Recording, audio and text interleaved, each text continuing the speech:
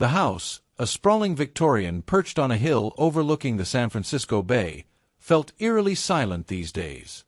Once, it had echoed with laughter, the clatter of dishes, and the comforting murmur of everyday life. Now, it was just a shell, a monument to a love that had crumbled into dust. I stared at the framed photo on the mantelpiece, a picture of Amelia and me from our 20th wedding anniversary, taken on a trip to Napa Valley, both of us looking flushed with wine and happiness. It was a cruel reminder of the life we had built, the seemingly unbreakable bond that had shattered into pieces. My name is Thomas Blackwood, and for the better part of 2 decades, my life had been the envy of our friends. I was a software engineer at a thriving tech company, earning enough to afford us a comfortable life. Amelia, a talented art historian, worked as a curator at the local museum, her passion for art matched only by her love for the city. We were the perfect match, or so we thought, a testament to enduring love and mutual respect. We traveled often, spending our summers exploring Europe, winters skiing in the Rockies, and countless weekends at art galleries or concerts, always together, always in sync. We had a rhythm, a predictable, almost comforting routine that we had come to rely on.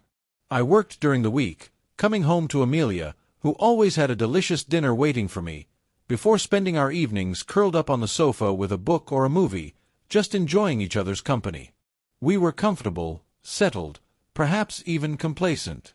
Looking back, I realize now that I had become so comfortable that I hadn't noticed the subtle changes, the quiet shifts in her behavior that should have raised alarm bells. Amelia and I had met at a gallery opening, a chance encounter that had changed the course of my life. I was immediately captivated by her wit, her intelligence, and her piercing blue eyes, which always seemed to see right through me. We were engaged within a year and married a year later in a beautiful ceremony overlooking the Golden Gate Bridge. We had everything. Or so I believed. The first signs of discontent were subtle, like the first brushstrokes of a painting that was soon to become a masterpiece of deceit. There were the late nights at the museum, the extra trips to conferences, the silences during dinner that felt heavy, almost oppressive. I had dismissed them as the natural ebbs and flows of a long-term relationship, the unavoidable hiccups in a partnership that had been going for so long. It was, I realize now, my fatal mistake. I was too engrossed in my perfect life to pay attention to the whispers of unrest. There was a subtle hum of discontent in our home, a discordant note that I failed to hear. It was as if the perfect melody that we had composed had become a little off-key, a subtle change that I, as the lead composer, should have been the first to recognize. But I didn't, and now, I am left paying the price. The night of the museum gala, I had a strange feeling, a slight unease that I couldn't shake. Amelia, bathed in the soft glow of the ballroom lights, her blue eyes sparkling as she chatted animatedly with someone I didn't recognize, should have made me feel proud and happy. Instead, I felt a strange discomfort, a sense of unease that I couldn't explain. It was the first crack in the foundation of our seemingly unbreakable marriage. The annual gala at the San Francisco Museum of Art was always a prestigious event, a showcase of the city's elite. This year's venue was particularly stunning, a historic building downtown, its towering ceilings and ornate decor exuding an air of old-world elegance. The ballroom was filled with the murmur of polite conversations, the clinking of glasses, and the scent of expensive perfume. I had always enjoyed these events, partly for the chance to connect with patrons of the museum, and partly to see Amelia in her element, charming and intelligent, her passion for art contagious. That night, she wore a stunning emerald green dress, its flowing fabric accentuating her figure, and her blonde hair was swept up in a sophisticated bun, exposing her delicate neck. She was breathtaking, a vision of beauty that always made me fall a little bit more in love with her. As I mingled with some colleagues, I lost sight of Amelia for a moment, and when I finally found her, I noticed she was engaged in an intense conversation with a man I didn't recognize. He was tall, with salt and pepper hair, and an easy smile. There was a familiarity in their interactions that caught my attention, a comfortable intimacy that made me pause in my tracks. "Thomas, this is Ethan," Amelia said, turning towards me, her smile a little too bright. "Ethan, this is my husband, Thomas." Ethan extended a hand, his grip firm and his gaze meeting mine with an expression that was difficult to read. "It's a pleasure to finally meet you, Thomas. Amelia and I were old friends." "Likewise," I replied, though the words felt stiff on my tongue. "We went to college together," Amelia explained, her tone a little too casual. "We haven't seen each other in years." "Yes, it's been too long," Ethan added, his gaze lingering on Amelia for a moment longer than necessary. As the three of us made small talk, I couldn't shake the feeling that I was intruding, an unwanted third party in a conversation that was meant for two. There was an undeniable spark between them, a subtle energy that crackled in the air, a connection that was more than just a college friendship. It was almost undetectable to anyone who was not paying close attention, but I felt it, the underlying tension, the unspoken words, the knowing glances. I could see the way Amelia's eyes lit up as she spoke to him, the way her hand accidentally brushed against his arm when she laughed. It was a subtle language of familiarity, a conversation carried out with subtle looks and hidden smiles. It was a language I had forgotten how to speak with her. I tried to rationalize it, telling myself that I was imagining things, that I was overreacting. This was Amelia, the woman I loved, the woman I had dedicated my life to. She wouldn't do anything to hurt me. The rest of the evening passed in a blur. I kept a close eye on Amelia and Ethan, observing their interactions with the intensity of a hawk, desperately trying to determine if I was reading too much into their familiarity. They seemed drawn to each other, their conversations flowing effortlessly from one topic to the next. I felt a sense of isolation, like an outsider looking in, and it stung. As the night drew to a close, Ethan approached me, a smile on his face. "It was great meeting you, Thomas," he said. "I hope we see each other again sometime." "Sure," I said, forcing a smile. "Take care." He then turned to Amelia, his gaze softening. "It was wonderful seeing you again, Amelia. We should definitely catch up sometime." "Absolutely, Ethan," she replied, her voice slightly breathless. It was a seemingly innocuous farewell, a typical exchange between old friends. But there was something in the way they looked at each other, a secret understanding, a silent promise that sent shivers down my spine. It was as if time had briefly stopped, and I was standing on unstable ground. The ride home that evening was marked by an unusual silence. I wanted to ask Amelia about Ethan, about their history, about her feelings. But I was afraid of the answers, afraid that what I had felt was actually real. I was also ashamed that I was feeling so insecure. I was Thomas Blackwood, a successful, respected man. I couldn't possibly feel insecure about my wife's friendship with an old college acquaintance. So I kept my silence, my mind racing, the seeds of doubt starting to germinate. The perfect picture of our life was beginning to crack, and I knew, deep down, that things would never be the same again. It was the moment, I believe, that our seemingly unbreakable life faltered. The next few days were strange, marked by an unspoken tension that lingered in the air between Amelia and me. She became more distant, more preoccupied, her thoughts seeming to drift away, seemingly somewhere else. I tried to engage her in conversation, to break through the wall of silence that had grown between us, but she would often brush me off with a polite smile and a vague excuse. I tried to convince myself that I was overreacting, that I was projecting my own insecurities onto her. But the seed of doubt had been planted, and it had taken root, its tendrils wrapping around my heart, squeezing tight. I couldn't shake the feeling that something was amiss, that there was a secret that she was keeping from me. It started quietly. Amelia began leaving for work earlier, staying later, and her morning jogs, something we had always done together, became solitary pursuits. She was increasingly distant, more withdrawn. Our conversations became mundane, and our physical intimacy, which had always been a source of comfort and connection, became infrequent and void of passion. It felt like I was living with a stranger, a beautiful woman who shared my house but not my heart. Then, one evening, Amelia announced that she had a work dinner. "I have to meet a donor," she said, not making eye contact. "It will probably be late." I had become accustomed to these late nights, but this time they felt different. It was becoming a familiar routine, a song I was beginning to resent. "Okay," I said, trying to maintain a neutral tone. "Don't stay out too late."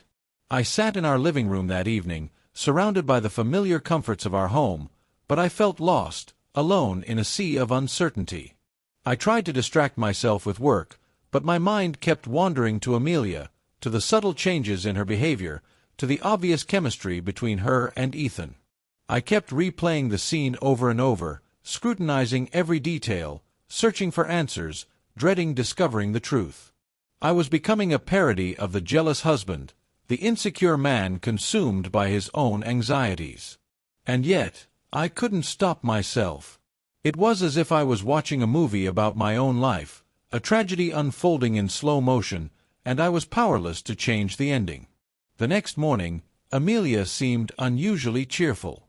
"That dinner went really well," she said, a glint in her eye. "The donor wants to make a substantial contribution." "That's great," I said, trying to sound convincing. "I need to run out for a while," she said, glancing at her watch. "I'll be back later. There are some art supplies I need to pick up." I wanted to ask where she was going, but I held back. I didn't want to appear overly suspicious. I didn't want to expose myself. I also didn't want to know if it was something that would break me. I didn't even know if I wanted to know. That afternoon, I found myself driving to the area where Ethan's office was located, a foolish impulse, a desperate attempt to quell my anxiety. I had never been this way before, never someone who was so easily jealous, so quick to make assumptions. But there was something about Ethan that had triggered a primal response, a deep-seated fear that I was losing the one thing that mattered to me most. I drove around for a while, and just as I was about to go home, I spotted Amelia's car parked on a side street. My heart pounded in my chest. I parked a block away and waited. Moments later, I saw Ethan emerge from a nearby building, and a few seconds after that, Amelia joined him. They exchanged a hug, a brief but telling embrace, before they got into his car and drove away. My world tilted. I felt like I had been winded, as if someone had punched me in the stomach. The image of their hug was seared into my mind, a constant, painful reminder of her betrayal. I drove home in a daze, my mind numb, my emotions in turmoil. I felt betrayed, heartbroken, angry, lost. I couldn't reconcile the woman I loved with the woman who had so clearly betrayed me. It was as if I had entered a different reality, where everything I had believed to be true had been turned upside down. I couldn't face Amelia that evening. I went to bed early, pretending to be asleep when she arrived home. I lay awake in the dark, tears silently streaming down my face, the weight of her betrayal pressing down on me, threatening to suffocate me. I couldn't understand how she could do this to me, how she could betray our love, our marriage, everything we had built together. I had always been a good husband, a loyal partner. What had I done to deserve this? It felt as if my insides were being torn apart. I spent the rest of the night staring at the ceiling, replaying the image of Amelia and Ethan over and over. It was a moment that would haunt me for the rest of my life, a testament to the fragility of trust, the devastating power of betrayal. The affair had begun.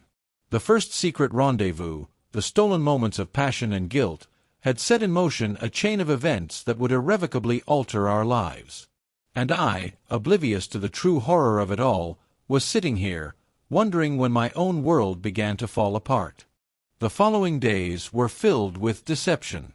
Amelia became a master of lies, her words carefully chosen, her actions meticulously choreographed. She was constantly on her phone, texting messages she quickly hid whenever I walked into the room. She would often spend hours in the bathroom, speaking in hushed tones, the door always firmly closed. There were always museum events, donor dinners, conferences to attend. Her calendar was filled with fictitious engagements, each one a carefully constructed fabrication. I knew, deep down, that she was lying. I could feel it in my gut, a constant ache that never left me. But I was also desperate to believe that I was wrong, that I was misinterpreting things, that our marriage was still intact. It was a strange blend of denial and awareness, a painful dance between hope and despair. I tried to engage her in conversation, to bridge the widening chasm between us. I would ask about her day, her work, her plans. She would answer with polite responses, often avoiding my gaze. Her voice became hollow, her laughter sounded strained, and her touch, once filled with warmth and affection, now felt distant and perfunctory. It was as if she was someone else, a stranger who had replaced the woman I loved. I started searching for evidence, looking through her phone, her bag, desperate for answers. I felt like a spy in my own home, constantly on edge, my mind filled with suspicion. It was a humiliating experience, a descent into a world of paranoia and distrust. I had never been like this, never felt so powerless and alone. The affair deepened. Amelia and Ethan were meeting more often, their stolen moments becoming more daring, more dangerous. They would meet for lunch, for coffee, for drinks after work, always careful to avoid detection. They would book hotel rooms, their rendezvous disguised as business trips or weekend getaways. It was a web of deceit, a tangled mess of lies that threatened to unravel everything. I was starting to realize that I was losing Amelia, that she was slipping through my fingers. She was becoming someone else, someone I didn't recognize, and I was powerless to stop her. I tried to talk to her, to explain how I was feeling, but she would always deflect, dismiss my concerns with a wave of her hand. "You're being paranoid, Thomas," she would say, her voice laced with impatience. "We're just friends. You are overreacting." I wanted to believe her. I wanted to hold onto any glimmer of hope that our marriage could be saved. But I couldn't deny what I had seen, what I knew to be true. The image of Amelia and Ethan embracing had become a permanent fixture in my mind, a constant reminder of her betrayal. The emotional toll was immense. I couldn't sleep, my appetite had disappeared, and I found it difficult to concentrate at work. I was constantly on edge, waiting for the next moment when the truth surfaced, dreading the inevitable confrontation. My colleagues noticed my distant manner, the dark circles under my eyes, the fatigue that had taken root in my face. I became obsessed with finding out the truth, with uncovering her lies. I would sift through her phone records, scrutinize her bank statements, desperately searching for proof of her affair. It was a desperate and degrading pursuit, a reflection of my own vulnerability and despair. I even started following her, tracking her car, observing her meetings with Ethan. I was becoming consumed by this obsession, my mind slowly unraveling under the weight of her deceit. It was a path of self-destruction, a journey into the dark depths of paranoia and mistrust. I was no longer the man I once was. During this time, I had so many opportunities to confront her. I could have confronted her and said, "I know." I could have screamed and yelled and let my rage consume me. But I was afraid of the truth, afraid to acknowledge the reality of her betrayal. I was also terrified of what it would do to our lives. I couldn't believe that the picture that I had once believed was so perfect was slowly unraveling right before my eyes. One particular evening, I found myself parked outside a hotel that I knew Amelia sometimes used during work trips. I sat there for hours, watching cars come and go, my heart pounding in my chest. The agony of knowing what she was doing inside, so close, yet so far away, was immense. I was a shell of my former self, hollowed out by her lies, consumed by her betrayal. That night, staring up at the hotel lights, I wondered how she could be doing this to me, to us, knowing what it would do to me. I knew then that this couldn't continue. It was only a matter of time before the truth surfaced. A ticking time bomb, counting down to the moment of destruction. I was afraid, but I also knew that I was tired of living in this constant state of anxiety and uncertainty. The facade of perfection was beginning to crumble. It was a Thursday morning, an ordinary day, when my world shattered. Amelia had left for work, or so she said.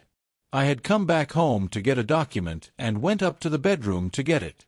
As I bent to pick it up from my side of the bed, I noticed her purse was lying open on her dressing table. It was open slightly, and something caught my eye. It was a small plastic case, a telltale sign of what it was. I picked it up, my fingers trembling. It was a pack of birth control pills. I stood there, my heart pounding in my chest, staring at the small packet. I knew it wasn't something that Amelia was prescribed. She hadn't been on birth control pills for years. We had made the decision early in our marriage not to use them. So why would she have these? The questions swirled in my mind, the answers too painful to comprehend. I pulled out my phone, looked up the packaging, and soon realized my dread. They were not just regular birth control pills. They were a prescription, requiring a visit to the doctor. She was taking these pills without my knowledge, without my consent. She was taking them, not because we were thinking about having a baby, but because she was sleeping with someone else. I felt like I had been punched in the stomach. The air had been sucked out of the room, and I felt myself start to sweat and shake. I sat down on the bed, the pack of pills clenched tightly in my hand. I felt like the floor was going to collapse, and the pain was both physical and emotional. This, I knew, was the end. When Amelia finally came home, I was waiting for her in the living room, the pack of pills lying on the coffee table. She walked in, her smile faltering slightly when she saw me. "Thomas, what's wrong?" she asked, her voice laced with concern. "You tell me, Amelia," I said, my voice trembling with anger and hurt. I gestured towards the pills. "Care to explain what these are doing in your purse?" Her face went pale, her eyes widening with fear. She knew that her deception was over. I can explain," she stammered. "Don't even try," I said, my voice rising. "Just tell me the truth for once." She hesitated for a moment, her eyes darting around the room, searching for an escape. But there was nowhere left to run. The truth was finally going to surface. It's Ethan," she whispered, her voice barely audible. I've been seeing him." The words hung in the air, heavy and painful. It was the confirmation of my worst fears, the culmination of weeks of suspicion and despair. I felt a strange sense of calm wash over me, a chilling realization that my intuition had been right all along. "How long?" I asked, my voice low and menacing. She didn't answer, her gaze fixed on the floor. "How long, Amelia?" I repeated, my voice rising again. "Since the gala," she mumbled. We met up after." The anger surged through me, a torrent of rage and heartbreak. I wanted to scream, to shout, to destroy things. But I remained silent, my emotions bottled up inside, threatening to explode. I had to remain calm, had to maintain control. "How could you do this to me?" I asked, my voice shaking.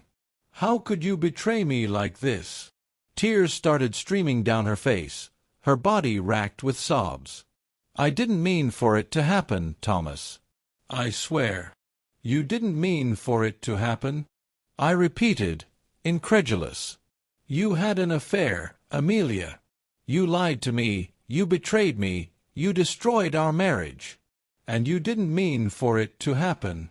She didn't respond, her tears a pathetic display of remorse that did nothing to quell the anger that was burning in my soul. She had thrown our life away. The image of her with Ethan flashed through my mind, their stolen embraces, their secret moments of intimacy. It was a constant reminder of her betrayal, a knife twisting in my heart. The room became heavy with silence, the air thick with unspoken words and painful emotions. The perfect facade we had carefully constructed had finally shattered, leaving behind a mess of broken promises and shattered dreams. I looked at Amelia, her face contorted with grief, and I realized that I no longer recognized the woman I had once loved. She was a stranger, a liar, a traitor. That was the first night I realized that the woman I had dedicated my life to was not who I thought she was. In her lies and deceit, the person I thought I knew had slowly disappeared, leaving only an impostor. A stranger. This was not Amelia. It was someone who had become my enemy. The confrontation, though devastating, was necessary. It was the moment when the truth finally came to light, when the web of lies finally unraveled. It was the moment when our perfect life crumbled, irrevocably destroyed by her betrayal. And now, I was left with a gaping hole in my heart, a wound that might never heal. The days after Amelia's confession were a blur of pain and confusion. The shock of her betrayal had left me reeling, my emotions fluctuating wildly between anger, heartbreak, and disbelief. I couldn't believe that the woman I had loved, the woman I had trusted implicitly, had been capable of such deceit. We were in a state of limbo, sharing the same house but existing in separate worlds. The silence between us was oppressive, filled with unspoken accusations and raw pain. Amelia was a shell of her former self, her eyes red and swollen from crying, her face etched with guilt and remorse. She tried to talk to me, to explain her actions, but I couldn't bring myself to listen. Her words felt like empty platitudes, hollow apologies that did nothing to repair the damage she had caused. I had moved into the guest room, unable to bear the thought of sleeping next to her. The bed that had once been a symbol of our love and intimacy now felt like a crime scene, a reminder of her infidelity. I tossed and turned every night, the images of her with Ethan haunting my dreams, turning my sleep into a torment. We tried to go through the motions of a normal life. I would go to work, have a quick shower, grab some coffee, and leave, avoiding eye contact with her, barely acknowledging her existence. I would spend hours at the office, burying myself in work, trying to escape the constant turmoil of my thoughts. At night, I would come home to a cold house, a place that had once been filled with laughter and warmth, now feeling like a desolate wasteland. We barely spoke, and when we did, it was terse and perfunctory, our words tinged with bitterness and resentment. I could see the pain in her eyes, but it did not move me. She had made her choice, and now she was going to have to live with it. The idea that we could somehow salvage our marriage seemed increasingly unrealistic. The trust that had been so central to our relationship had been shattered into millions of pieces, and I couldn't see how we could ever put it back together. The thought of spending another day with her filled me with dread, a painful reminder of her deceit. I reached out to a lawyer, a former colleague of mine who specialized in divorce cases.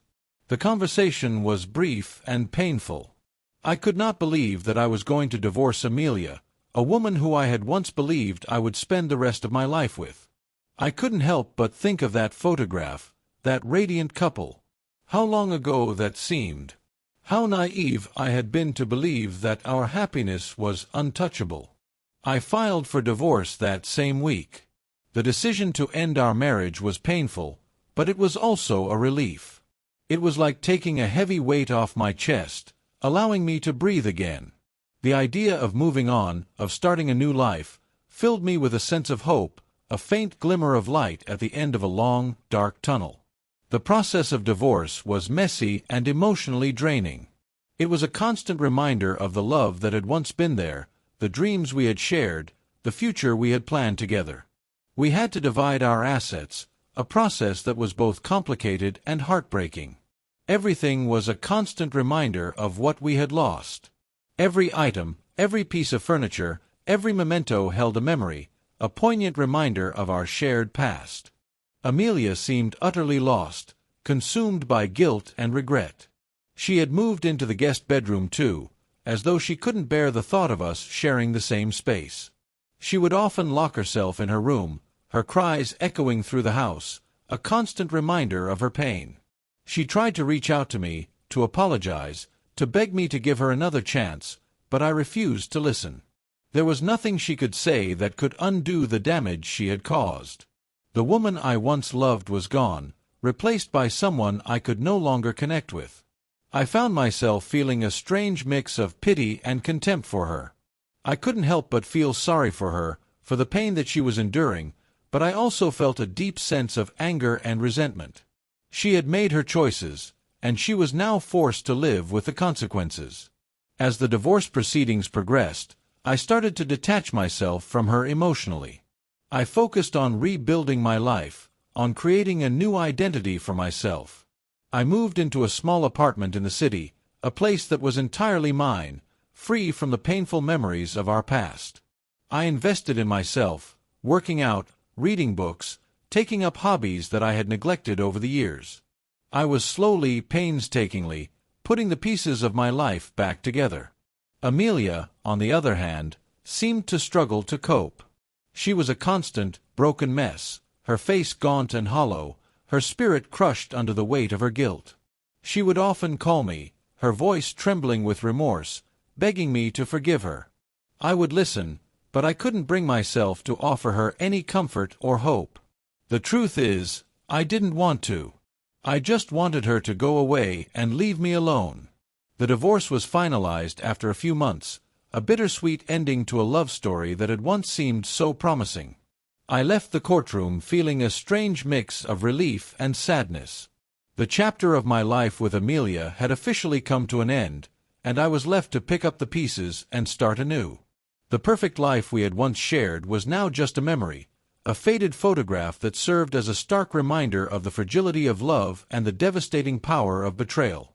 And now, I was finally free to move on, to create a new life for myself, a life without Amelia, a life without the pain and deceit. This time, I would build a life on a foundation of honesty and trust, and I knew that this time, it would finally be something real. The months following the divorce were a time of healing and self-discovery. I had finally released the weight of my marriage, the constant reminders of Amelia's betrayal. It felt like a breath of fresh air, a sense of freedom that allowed me to move forward with my life, to create a new identity. I immersed myself in my work, dedicating myself to my career, finding purpose in the challenges that came with it. I was promoted to a senior director at the firm, evidence of my dedication and hard work. I found a sense of satisfaction in my professional achievements, a distraction from the pain that still lingered beneath the surface. I also started to focus on my physical and mental health. I joined a gym, started working out regularly, and began to eat more healthily. I found that exercise was a great way to relieve stress and anxiety. I also took up mindfulness, a practice that allowed me to quiet my mind and find a sense of peace within myself. I rediscovered old hobbies that I had neglected during my marriage. I picked up my old acoustic guitar, something that I had always loved, and spent hours playing music, letting my emotions flow through my fingertips. I started painting again, pouring my feelings onto canvas, creating works of art that reflected my journey of healing. I reconnected with friends that I had lost contact with during my marriage. We went out for drinks, for dinner, for weekends away. I was finally starting to enjoy my life again, free from the constraints of my relationship. I began dating again, hesitantly at first, unsure if I could ever truly trust another person. But slowly, I started to open myself up to the possibility of love again. I realized that just because one relationship had failed didn't mean I wasn't capable of finding happiness with someone new. There was a freedom to being single, a sense of independence that I had never experienced before. I was no longer bound by someone else's needs and desires. I was free to make my own choices, to live my life on my own terms. I realized that I didn't need a relationship to feel complete. I could find happiness within myself, and that was the most important lesson I had learned. I slowly started to forgive myself for the mistakes I had made, for the things I hadn't noticed. I had carried the burden of her betrayal for too long, and I finally realized that I deserved to find peace. I understood that I was not to blame for what Amelia had done, and that I needed to let go of the anger and resentment that I had been holding on to.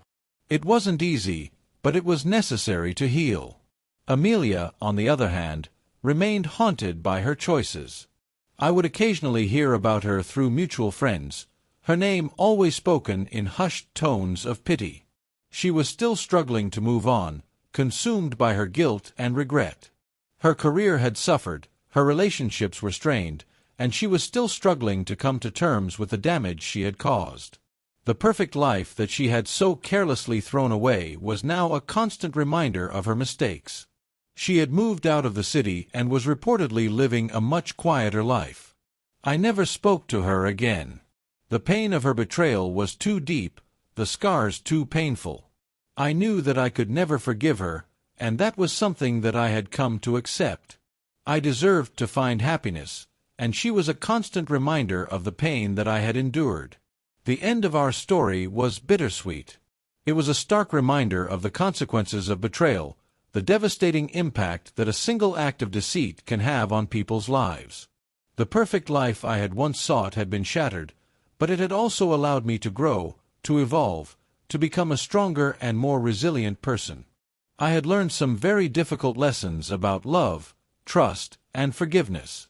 I knew that I would never be the same person again, but I had also come to realize that I was stronger than I had ever imagined. I had survived a devastating betrayal, and I had emerged from the ashes of my old life ready to embrace a new beginning. Sometimes, I would still think about Amelia. I would wonder if she had found peace, if she had learned from her mistakes, if she was finally able to forgive herself. But those thoughts were always fleeting, passing through my mind like a distant memory. I had moved on, and that's what was important. I had built a new life, one that was filled with happiness, purpose, and self-respect. I had finally found my peace, and the photo of that happy couple was now just a reminder of how far I had come. I still had to take it down one day, but not today. Today, I would let it serve as a reminder that life isn't always perfect. It's messy, it's painful, but it's also beautiful. And despite everything that had happened, I had finally come to appreciate the beauty of it all. Even the mess. Even the betrayal. Because it was through those experiences that I had come to understand who I truly was, and what I was truly capable of. This is my story. It is an imperfect story, a messy one, but it is mine.